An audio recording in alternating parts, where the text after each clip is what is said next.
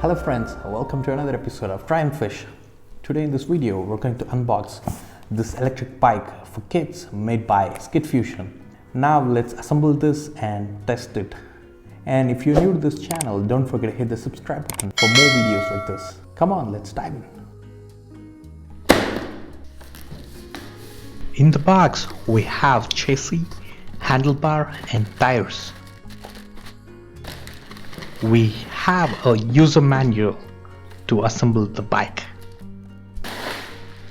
Detach the axle and handlebar shaft.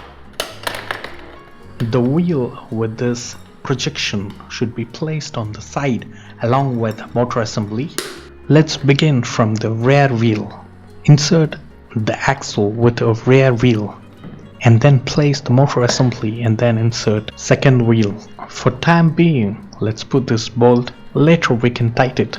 Now fix the front wheels and then invert the bike and insert the handlebar shaft through the hole.